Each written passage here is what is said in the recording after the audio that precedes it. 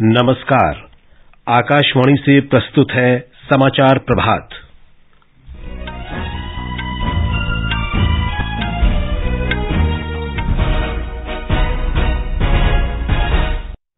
सरकार अगले साल तक 100 अप्रयुक्त और कम उपयोग वाले हवाई अड्डों, हेलीपोर्ट और जल हवाई अड्डों को पुनर्जीवित और विकसित करेगी।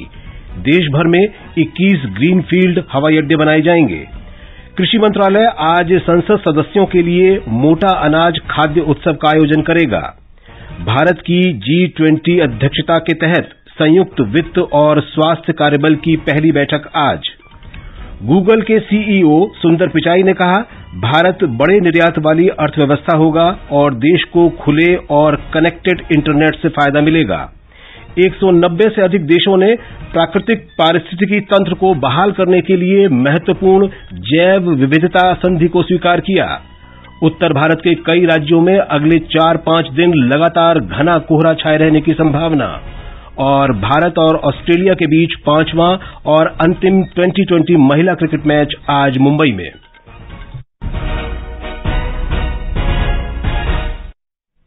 समाचार प्रभात के साथ मैं विशाल शर्मा। सरकार अगले वर्ष तक अप्रयुक्त और कम उपयोग वाले 100 हवाई अड्डों, हेलीपोर्ट और जल हवाई अड्डों को पुनर्जीवित और विकसित करने पर काम कर रही है। ये कार्य उड़े देश का आम नागरिक उड़ान योजना के अंतर्गत 1000 मार्गों को फिर से चालू करने के लक्ष्य का हिस्सा है। नागरिक उड्डयन मंत्री ज्योतिरादित्य सिंधिया ने राज्यसभा में बताया कि सरकार ने मौजूदा अप्रयुक्त, कम उपयोग वाले भारतीय विमानपत्तन प्राधिकरण, सार्वजनिक उपक्रमों और असैनिक क्षेत्रों के हवाई अड्डों और राज्य सरकारों की हवाई पट्टियों के पुनरुद्धार के लिए 4500 करोड़ रुपए के बजट को मंजूरी दी है। उन्होंने बताया कि भारतीय विमानपत्तन प्राधिकरण हवाई अड्डों के पुनरुत्थान और विकास की प्रगति की निगरानी कर रहा है। श्री सिंधिया ने बताया कि उड़ान योजना का शुभारंभ अक्टूबर 2016 में किया गया था और ये 10 वर्ष के लिए है। उड़ान योजना प्रधानमंत्री की महत्वाकांक्षी योजना है कि उड़े देश का आम नागरिक, और इसी योजना के तहत पिछले 6 वर्षों में 15 लाख नए फ्लाइट्स उड़े हैं और इसके साथ 1 करोड़ 15 लाख लोग जिन्होंने कभी भी प्लेन में सफर नहीं किया हो, केवल खेत में खड़े होकर प्लेन को देखा हो, ऐसे लोगों ने सफर किया है। तो ये उड़ान योजना की महत्वपूर्णता है देश की विकास और प्रगति में। सरकार ने देश भर में 21 ग्रीनफील्ड हवाई अड्डों के निर्माण के लिए सैद्धांतिक रूप से स्वीकृति दी है। राज्यसभा में लिखित उत्तर में नागर विमानन राज्य मंत्री जनरल VK सिंह ने बताया कि अब तक 9 ग्रीनफील्ड हवाई अड्डों का संचालन शुरू हो चुका है। इस महीने गोवा के मोपा में 10वें ग्रीनफील्ड हवाई अड्डे का उद्घाटन किया गया है। मोटे अनाज के महत्व के संबंध में जागरूकता बढ़ाने के लिए कृषि मंत्रालय आज संसद में सदस्यों के लिए मोटा अनाज खाद्य उत्सव का आयोजन कर रहा है। आकाशवाणी के साथ विशेष साक्षात्कार में कृषि मंत्री नरेंद्र सिंह तोमर ने मोटे अनाज के उत्पादन के अर्थव्यवस्था और पर्यावरण पर सकारात्मक प्रभाव का उल्लेख किया।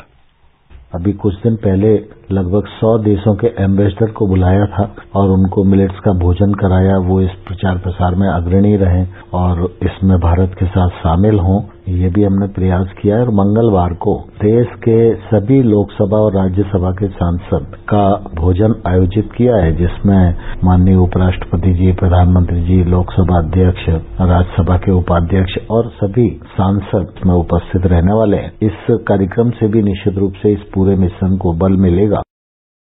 संयुक्त राष्ट्र ने वर्ष 2023 को अंतर्राष्ट्रीय मोटा अनाज वर्ष घोषित करने का प्रस्ताव पारित किया है। आकाशवाणी के समाचार सेवा प्रभाग के वर्षांत श्रृंखला के अंतर्गत आज कृषि मंत्रालय की विभिन्न पहल और उपलब्धियों के बारे में कृषि मंत्री नरेंद्र सिंह तोमर के साथ साक्षात्कार प्रसारित किया जाएगा। श्री तोमर ने किसानों के सशक्तिकरण के लिए प्रधानमंत्री किसान सम्मान निधि योजना के बारे में जानकारी दी। पहली बार देश के किसान के सम्मान में किसान सम्मान निधि योजना का सृजन किया और इस योजना के अंतर्गत साल में 3 बार 2-2 हजार की किस्त के रूप में एक वर्ष में 6,000 रुपया किसानों को उपलब्ध कराया जाता है। ये 6,000 रुपया छोटे किसान को बहुत ही मददगार होता है। अगर उसको बीज खरीदना है, खाद खरीदना है, तो साहूकार के पास जो जाता था उसका ब्याज भी वो देता था, तो उससे भी उसको मुक्ति मिली है। ये साक्षात्कार आज शाम 7:10 पर FM गोल्ड चैनल पर सुर्खियों में और रात 9:15 पर स्पॉटलाइट कार्यक्रम में सुना जा सकता है। ये समाचार आकाशवाणी से प्रसारित किए जा रहे हैं।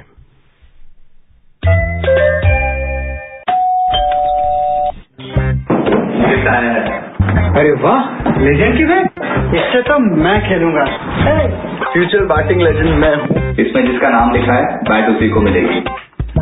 अरे यार, देखा, अगर इस पे मेरा नाम नहीं लिखा होता तो कितनी दिक्कत हो जाती। इसलिए RBI कहता है बैंक अकाउंट हो या बैंक लॉकर, उसमें नॉमिनी का नाम जरूर दर्ज करें ताकि आपकी जमा पूंजी उसी को मिले जिसे आपने नामित किया है। RBI कहता है जानकार बनिए, सतर्क रहिए।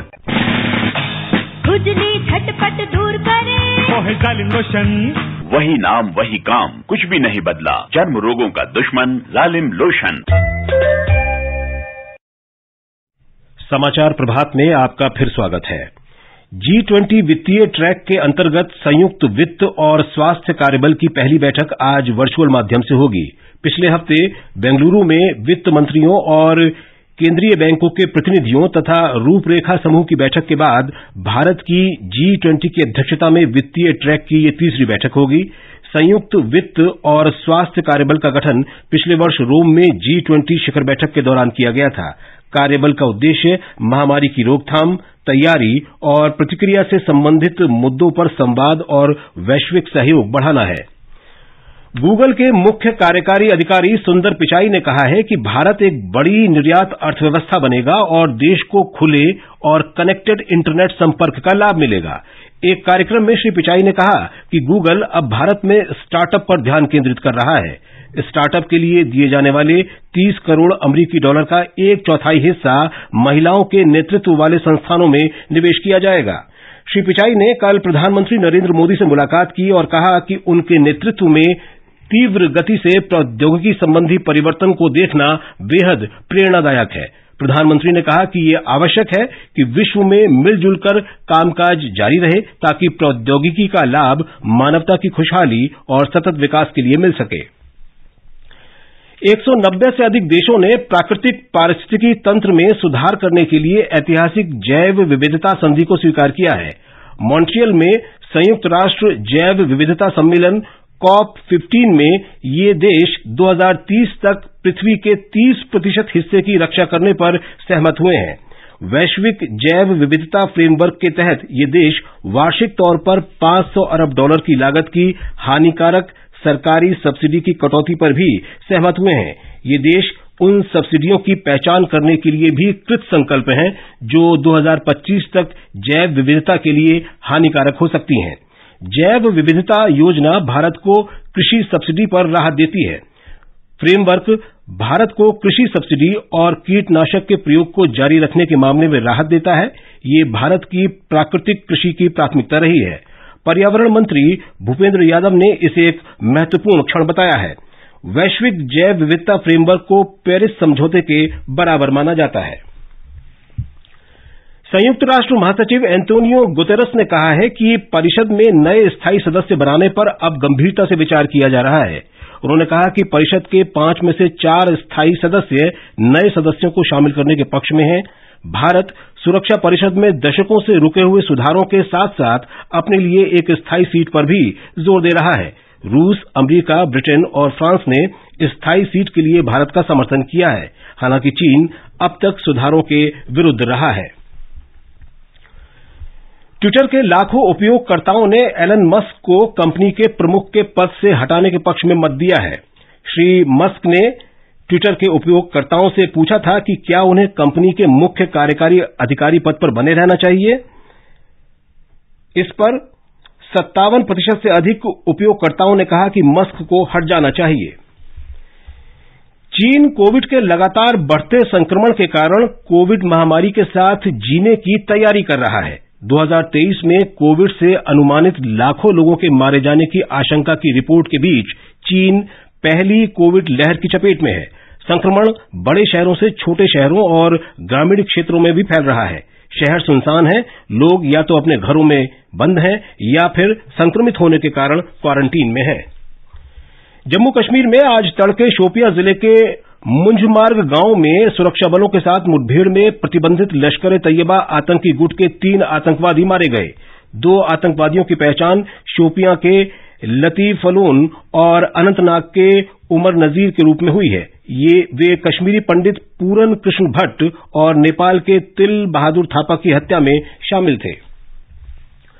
राष्ट्रीय अन्वेषण अभिकरण एनआईए ने नशीले पदार्थों और हथियारों के अवैध व्यापार से जुड़े एक मामले में कल श्रीलंका के 9 लोगों को गिरफ्तार किया।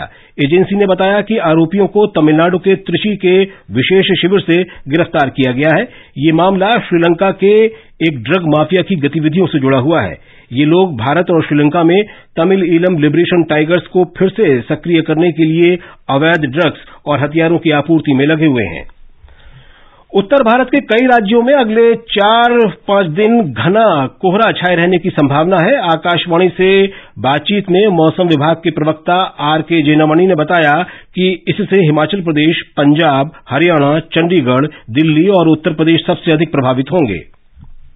पंजाब का एरिया है, अमृतसर, चंडीगढ़ से लेकर के हरियाणा का हिस्सा, एनसीआर, पूरा दिल्ली, नोएडा, गाजियाबाद, गुड़गांव, सब जगह में dense to very dense fog है। विजिबिलिटी 50 और सम प्लेसेस में भी 0 है। और उत्तर प्रदेश में भी बहुत बड़ा है फॉग। इसी के कारण जो है हमारा जो आना जाना होता है, रोड ट्रांसपोर्ट और उसके साथ साथ फ्लाइट का और ट्रेन का अफेक्ट होता है। इसलिए हम लोग जो है रेड कलर वार्निंग ये एरिया में दिया है और ये जो फॉग है अभी 3 दिन रहेगा।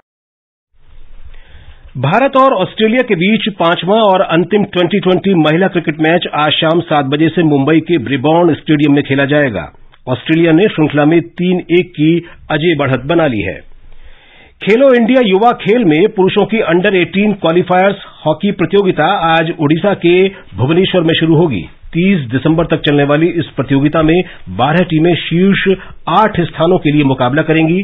क्वालीफाई करने वाली 8 टीमें अगले वर्ष फरवरी में मध्य प्रदेश में 5वें खेलो इंडिया युवा खेल में मेजबान टीम के साथ शामिल होंगी। और अब समाचार पत्रों की सुर्खियों के साथ हैं देवेंद्र त्रिपाठी। धन्यवाद विशाल।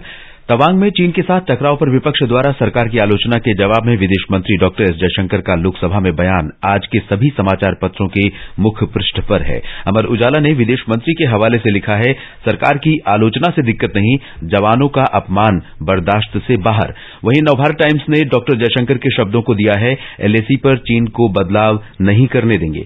जम्मू कश्मीर में 2014 के बाद से आतंकी घटनाओं में 168% की कमी आई। केंद्रीय मंत्री अनुराग सिंह ठाकुर का यह बयान पंजाब केसरी में है।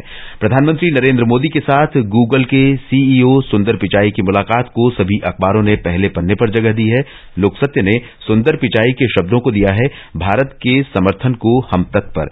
अनुबंधित कर्मचारियों को सीधे तौर पर नियमित नहीं कर सकते। केंद्रीय प्रशासनिक न्यायाधिकरण कैट के इस फैसले को देते हुए हिंदुस्तान ने लिखा है, अनुबंध पर कार्यरत कर्मियों को अन्य आवेदकों के साथ प्रतिस्पर्धा करनी होगी। हथियार के तौर पर न हो कानून का इस्तेमाल, सुप्रीम कोर्ट की टिप्पणी दैनिक जागरण में है। पत्र के अनुसार शीर्ष न्यायालय ने चेन्नई की एक अदालत में लंबित आपराधिक मामले को निरस्त करते हुए कहा, कानून ढाल की तरह बेकसूरों की रक्षा के लिए है।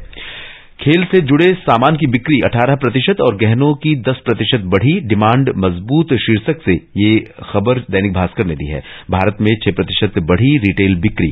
फीफा विश्व कप जीतने के बाद अर्जेंटीना में जश्न को सचित्र देते हुए जनसत्ता ने लिखा है, नायक मैसी के लिए उमड़ा जन सैलाब। और अंत में मुख्य समाचार एक बार फिर, सरकार अगले साल तक 100 अप्रयुक्त और कम उपयोग वाले हवाई अड्डों, हेलीपोर्ट और जल हवाई अड्डों को पुनर्जीवित और विकसित करेगी। देश भर में 21 ग्रीनफील्ड हवाई अड्डे बनाए जाएंगे। कृषि मंत्रालय आज संसद सदस्यों के लिए मोटा अनाज खाद्य उत्सव का आयोजन करेगा। भारत की G20 अध्यक्षता के तहत संयुक्त वित्त और स्वास्थ्य कार्यबल की पहली बैठक आज। गूगल के सीईओ सुंदर पिचाई ने कहा, भारत बड़े निर्यात वाली अर्थव्यवस्था होगा और देश को खुले और कनेक्टेड इंटरनेट से फायदा मिलेगा। 190 से अधिक देशों ने प्राकृतिक पारिस्थितिकी तंत्र को बहाल करने के लिए महत्वपूर्ण जैव विविधता संधि को स्वीकार किया। उत्तर भारत के कई राज्यों में अगले 4-5 दिन लगातार घना कोहरा छाए रहने की संभावना। और भारत और ऑस्ट्रेलिया के बीच 5वां और अंतिम T20 महिला क्रिकेट मैच आज मुंबई में। इसके साथ ही समाचार प्रभात का ये अंक समाप्त हुआ। नमस्कार।